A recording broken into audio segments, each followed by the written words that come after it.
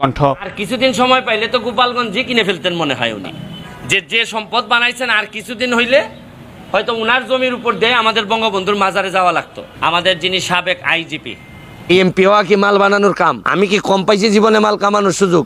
পরিবেশ আমাদের এখানে খুবই উৎসব মুখর, আপনারা আসতে পারেন, দাওয়াত রইল সবার। আর উৎসব কাকে বলে, গণজাগরণ কাকে বলে, এবং নির্বাচন কলিগ একই সংসদে, আমিও মেম্বার অফ পার্লামেন্ট, উনিও মেম্বার অফ পার্লামেন্ট। উনিও শপথ নিয়েছেন, আমিও শপথ নিয়েছি যে আমরা শপথ নিয়ে। সাবেক পুলিশ মহাপরিদর্শক বেনজির আহমেদের অস্বাভাবিক সম্পত্তির বিষয়টি গেল 1 মাস ধরে আলোচনায়। বেনজিরের ঘরে আলাদিনের চেরাগ শিরোনামে গত 31শে মার্চ অনুসন্ধানী প্রতিবেদন প্রকাশ করে দৈনিক কালের কণ্ঠ। আর কিছুদিন সময় পাইলে তো গোপালগঞ্জে কিনে ফেলতেন মনে হয় উনি, যে সম্পদ বানাইছেন। আর কিছুদিন হইলে হয়তো উনার জমির উপর দিয়ে আমাদের বঙ্গবন্ধুর মাজারে যাওয়া লাগতো। আমাদের যিনি সাবেক আইজিপি বেনজির আহমেদ। মিল্টন সমাদদারের অপরাধ আর বেনজিরের অপরাধ এক নয়, কারণ এই বেনজির বিএনপি জামাতের যে পরিমাণ নেতাকে ক্রস ফায়ার দিয়েছে। বেনজির আহমেদের সম্পদের হিসাব নিকাশের যাচাই বাছাই চেয়ে দুদক কার্যালয়ে এসে আবেদন করেছেন সময়ের সাহসী কণ্ঠস্বর ব্যারিস্টার সুমন। দুর্নীতি করলে কারণে আয় হবে না।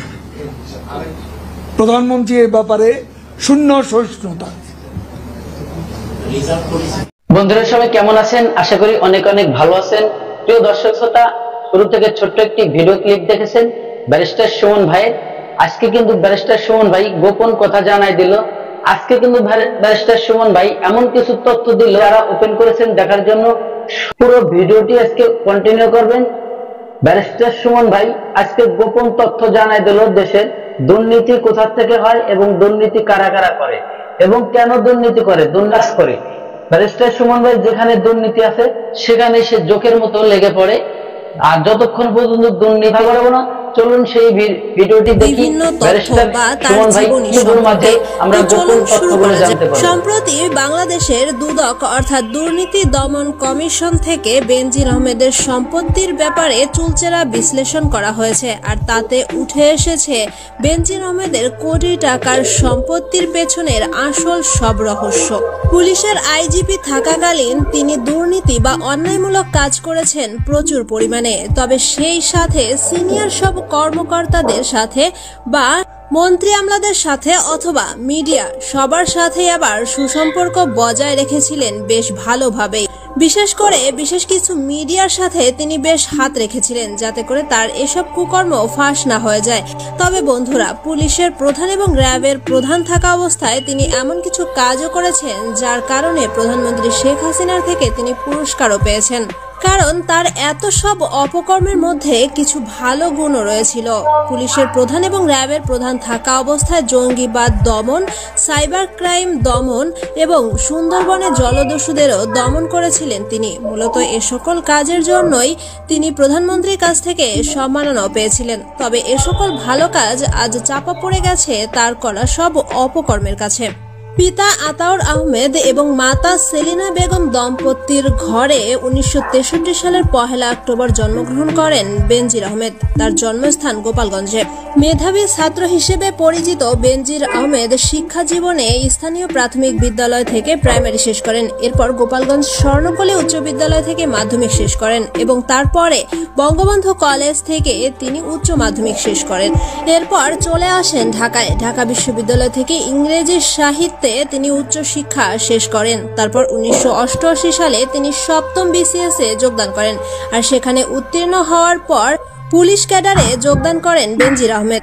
পারিবারিক জীবন পর্যালোচনা করলে দেখা যায় বেনজির আহমেদের সাথে বিয়ে হয়েছে জিশান মির্জা নামের এক মেয়ের। আর তাদের ঘরে 3টি কন্যা সন্তানও রয়েছে। বেনজির আহমেদ প্রথমে সহকারী পুলিশ সুপার হিসেবে কর্মজীবন শুরু করলেও ধাপে ধাপে তার পেশার উন্নতি বা প্রমোশন হতে শুরু করে। যেমন কিশোরগঞ্জ জেলার ASP পদে উন্নীত হন। এরপরে তিনি ঢাকা মেট্রোপলিটন পুলিশের অধীন ঢাকা উত্তর পুলিশ একাডেমির প্রধান প্রশিক্ষক হিসেবেও নিয়োগ পান। সেই সাথে পুলিশ সদর দপ্তরের AIG, আবার প্রশাসন ও প্রশিক্ষণ সদর দপ্তরের DIG হিসেবেও বেশ কয়েক বছর তাকে কাজ করতে দেখা গেছে। 2001 সালে কর্মজীবনে সারদার প্রধান প্রশিক্ষক হিসেবে দায়িত্ব পান বেনজির আহমেদ। এরপর টাঙ্গাইলে পুলিশ প্রশিক্ষণের উপ পরিদর্শক হিসেবে দায়িত্ব পালন করেন বেনজির আহমেদ। জাতিসংঘের শান্তি রক্ষা মিশনে অংশ নিতে বেনজির আহমেদ বসনিয়া এবং কসোভোতেও বেশ কয়েক বছর কাটিয়েছেন। সেই সাথে জাতিসংঘের সদর দপ্তর নিউ ইয়র্কে চিফ ম্যানেজমেন্ট অফিসার এবং সার্ভিসেস হিসেবেও 1 বছর তিনি কাজ করেছেন। এরপর তিনি র্যাবে পদার্পণ করেন। 2015 সাল থেকে 2020 সাল পর্যন্ত তিনি র্যাবের মহাপরিচালক হিসেবে দায়িত্ব পালন করেন।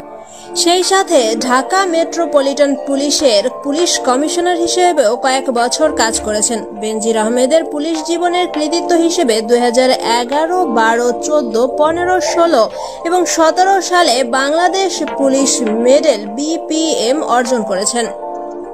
বেনজির আহমেদের আরো কিছু কৃতিত্বপূর্ণ কাজ হচ্ছে প্রশ্নপত্র ফাঁস বিরোধ করা। এ পর্যায়ে তিনি কড়া পদক্ষেপ নিয়েছিলেন। সেই সাথে মাদক ব্যবসা বন্ধের জন্য তিনি উঠে পড়ে লেগেছিলেন। র্যাবের মহাপরিচালক থাকা অবস্থায় র্যাবের নেতৃত্বে এই মাদকদ্রব্য চোরাচালান, মাদকদ্রব্য সেবন এসব প্রায় বন্ধই হয়েছিল। সেই সাথে দেশে বিভিন্ন ক্যাসিনো ব্যবসাও বন্ধ করার জন্য তিনি অগ্রণী ভূমিকা পালন করেছেন। সুন্দরবনের জলদস্যুদের নিধন করেছে। হলি আর্টিজেনে যে জঙ্গি হামলা হয়েছিল তাদের মোকাবেলায় তিনি গুরুত্বপূর্ণ ভূমিকা পালন করেন। কাউরান বাজারে র্যাবের একটি আধুনিক অফিসও তৈরি করেছেন তিনি। র্যাবের ব্যাটালিয়নকে তিনি অনেকটা উন্নত জায়গায় পৌঁছে দিয়েছেন। এসবের পাশাপাশি 2020 সালের অক্টোবর থেকে 2022 সালের এপ্রিল পর্যন্ত পুলিশের মহাপরিদর্শক হিসেবে দায়িত্ব পালন করেন বেনজির আহমেদ। আর এরপরই তিনি অবসর আসেন। আর যদি বেশি ভালো লাগে ভিডিওটি একটি লাইক করে দিবেন, তাহলে ভিডিও বানানোর উৎসাহ বাড়ে। সবাই ভালো থাকবেন, সুস্থ থাকবেন। আল্লাহ হাফেজ।